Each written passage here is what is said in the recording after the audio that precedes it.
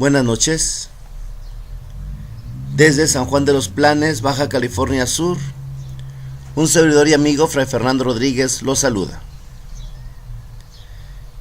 En esta noche vamos a platicar sobre la misericordia divina, apoyados en el texto de Lucas capítulo 15, a partir del versículo 1, cuando nos habla sobre la oveja perdida. Ese capítulo 15 del Evangelio según San Lucas se ha dicho que es el capítulo de la misericordia, porque empieza con la parábola de la oveja perdida, sigue con la parábola de la moneda perdida y remata, como si fuera poco, con la parábola del hijo pródigo. Dice el texto: todos los recaudadores de impuestos y los pecadores se acercaban a escuchar. Los fariseos y los doctores murmuraban: este recibe a pecadores y come con ellos. Él les contestó con la siguiente parábola: si uno de ustedes tiene 100 ovejas y se le pierde una, ¿acaso no deja las 99 en el campo y se va a buscar la extraviada hasta encontrarla? Y al encontrarla se la echa a los hombros contento, se va a casa, llama amigos y vecinos y les dice: alégrense conmigo porque encontré la oveja perdida.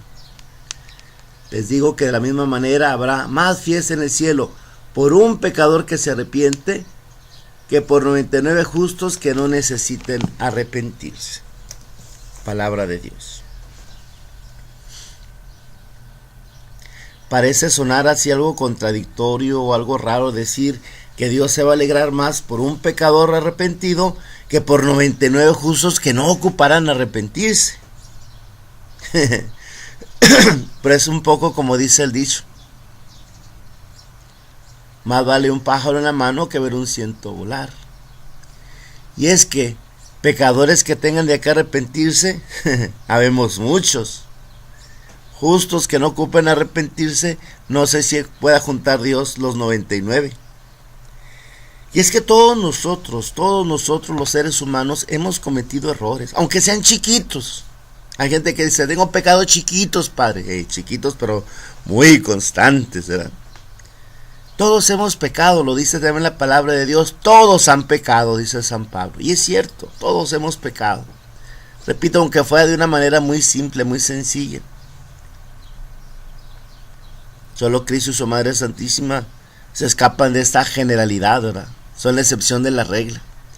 De ahí en más, todos hemos cometido pecados. Repito, aunque sean chiquititos, porque ahí me dirá: padre, yo soy muy bueno, pero a veces nuestras actitudes de soberbia, de orgullo, nuestros chismes, nuestros argüendes, no le damos tanta importancia como lo que en realidad tienen. Esa flojerita de ir a misa. Hay gente que dice: tengo puros pecados chiquitos, por ejemplo, no voy a misa. Digo: si esos son tus pecados chiquitos, no me digas tus grandotes porque me voy a asustar. A veces minimizamos nuestros pecados. Aquel señor que me dijo: padre, tengo puros pecados chiquitos. He tenido enojos chiquitos, pleitos chiquitos, tuve un adulterio chiquito y además dije: vete, no me lo brinques. ¿Cómo que un adulterio chiquito? ¿Te metiste con una enanita o qué?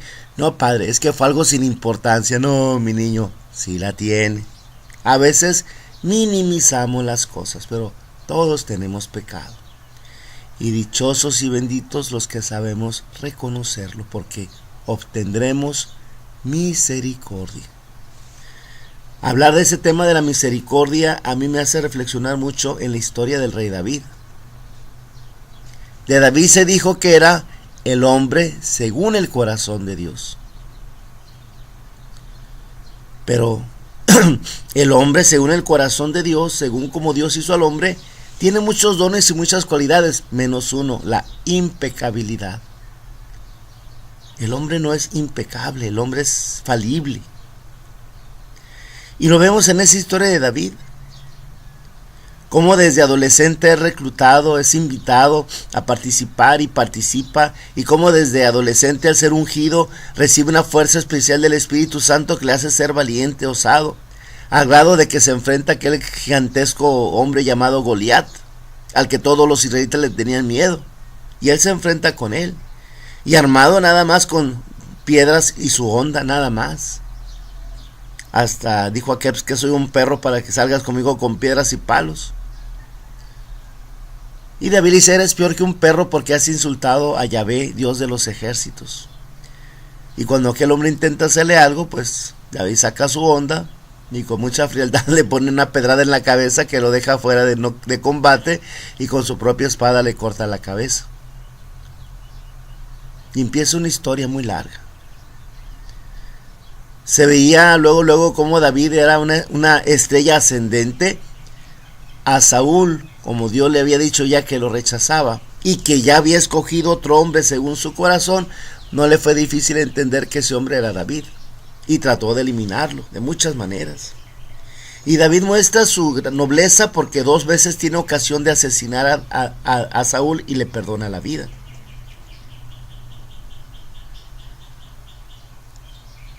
Cuando por fin logra llegar al trono, sucede algo curioso. Se llena de soberbia. Ya es el gran rey, ya no tiene que salir a combatir, ya no tiene que hacer nada. Y mientras manda sus ejércitos al combate, él se queda en Jerusalén. ¿Y a qué se queda? A flojear. Un día, después de la siesta, después de comer, se sube a la torre de su palacio para ventanear a sus vecinos. Y ve a una mujer muy guapa que se está bañando. Betsabé, esposa de uno de sus generales, un general hitita que estaba a su servicio. La manda a llamar, es el rey. Y tiene relaciones con ella, es el rey. Y la mujer queda embarazada. Y en ese tiempo la ley decía que el adulterio se pagaba con la muerte, no importaba que fuera el rey. Y David tiene que pensar alguna solución. Y como era muy inteligente, se le ocurre una muy buena, muy ingeniosa. Manda a traer a Urías del combate. Lo sienta a su mesa, le pregunta cómo van las cosas. El otro da un informe detallado. Y entonces lo manda a su casa para que descanse. Dicen, en mi tierra le quiso hacer de chivo los tamales. Ahí estate con tu mujer y ahora tu mujer que te saque cuentas mochas y no hay problema. Pero los soldados tenían una ética, y de acuerdo con esa ética, un soldado en campaña no podía estar con su mujer, y por eso Urías no fue a su casa. Cuando le notificaron a David que Urías no había ido a su casa, lo vuelve a invitar, hace una gran comilona, se encarga de que lo emborrachen bien borrachito y lo manden a su casa así borrachito. Ya borrachito le puede la mujer sacar un cuento y no hay problema. Sé de que llegaste borracho, tú ni te acuerdas. Pero a un borracho, Urías no perdió su ética y no fue a su casa. Cuando le volvió a notificar a David que Urías no había ido a su casa, ya se preocupa. Sigue pensando y se le ocurre una idea terrible.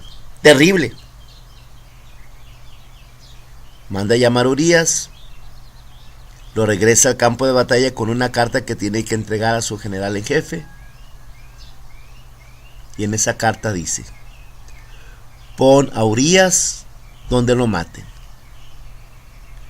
Cuando el jefe vio a Urías, sin duda dijo: ay, este pobre tonto no sabía que aquí cargaba su sentencia de muerte.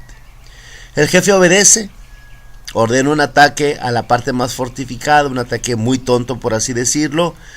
Los sitiados responden, hacen un contraataque, pues matan a muchos israelitas y entre ellos muere Urías. Ya el jefe le notifica a David lo que había pasado.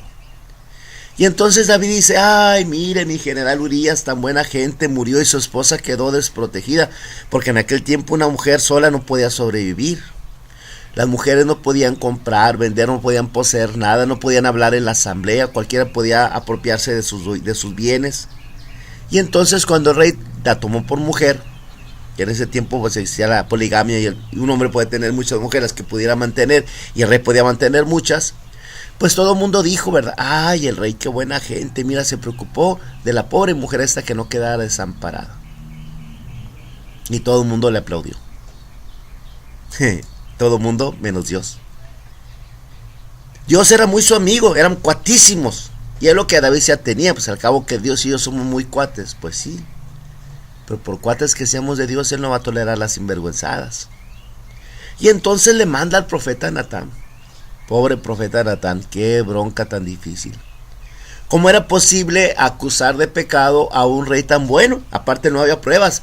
Los poquitos que sabían del asunto eran incondicionales, que no iban a decir nada. Y el pobre profeta pues tuvo que pensarle cómo hacerle, y se le ocurrió una excelente idea. Le dijo: oye, David, quiero contarte una historia para que tú me des una sentencia. Sí, dímela, platícamela. Había un hombre que tenía tantas ovejas que no podía saber cuántas eran, porque cuando las contaba se quedaba dormido contando ovejitas. Y en cambio tenía un vecino que solamente tenía una, a la cual la trataba como su propia hija, le daba a comer en la boca, era como su propia hija. Un día el hombre rico recibe una visita y por no ir a su campo, toma la oveja del vecino que estaba más cerca, la mata y se la ofrece a sus amigos. ¿Tú qué opinas? Y entonces David monta en cólera, como nos enojamos todos ante los pecados de los demás. Monta en cólera. Ese hombre merece la muerte. Y además va a pagar 4 veces la oveja. Digo, ya muerto, ya que le importaban sus bienes, pero sin embargo así estaba la sentencia. Ese hombre merece la muerte. Y entonces el profeta le voltea el asunto. Pues ese hombre eres tú, porque no solo le robaste su mujer a Urías, sino que lo asesinaste por la espada de los amonitas. Una acusación terrible. Y el rey pudo, con la mano en la cintura, decirle: a ver, pruébamelo. ¿Y cómo lo probaba? El rey había ido haciendo como una especie de cadena de pecado. La soberbia lo llevó a la pereza lo llevó a la lujuria lo llevó a la mentira lo llevó al crimen. Era como una cadena que se iba haciendo más pesada cada vez. Y ahí el rey pudo haber añadido una cadena más, un eslabón más a esa cadena, asesinando al profeta. Pero precisamente ahí muestra por qué Dios dice que es el hombre según su corazón. En ese momento David se quita su corona, baja la cabeza y humildemente dice: es cierto, he pecado contra el Señor. Y entonces el profeta inmediatamente le responde: Dios te perdona, no morirás. Sin embargo, las consecuencias del pecado las pagará tu familia. Vendrán muchas cosas a tu familia. Y en efecto, ese mal ejemplo cundió, esa pérdida de autoridad que tuvo fue desastrosa con sus hijos. Uno de sus hijos se apasionó por una de sus medias hermanas y la viola.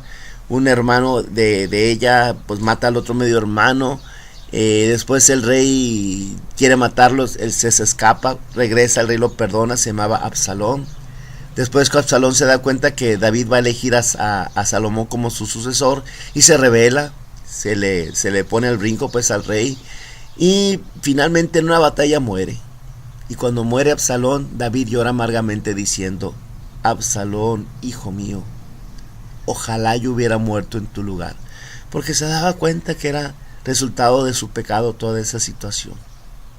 Dios muestra su misericordia y Dios tiene misericordia del que se arrepiente. La misericordia de Dios es infinita, pero se activa con el reconocimiento humilde del hombre. Cuando uno dice: yo no tengo pecados, mijito, vas a morir con ellos. Dichoso el que al reconocer sus pecados encuentre el camino para poderlos redimir. Bueno, este tema implica muchas cosas y nos pasaremos aquí hablando las horas. Hasta aquí llegamos, como siempre, el tiempo es nuestro peor enemigo. Un saludo para mis amigos de la Viña Radio. Un saludo para mis amigos que hacen este programa, la Carlita y el Damián. Un saludo para todos los oyentes de Ensenada. Y también para todos aquellos que a través del Facebook y de YouTube también escuchan este mensaje. Pueden encontrar ustedes mi canal de YouTube, donde también subo una homilía casi diario, no siempre es diario, casi siempre diario. Pueden encontrar mi canal buscando El Serafín 58. Así, El Serafín 58. o también Fray Fernando, creo que también así lo pueden encontrar. Y en el Facebook me pueden encontrar buscando Fray Fernando Rodríguez, se me pueden encontrar también. Aprovechamos pues los medios que nos da la tecnología. Que pasen todos muy buenas noches desde San Juan de los Planes, Baja California Sur. Un servidor y amigo Fray Fernando Rodríguez los saluda.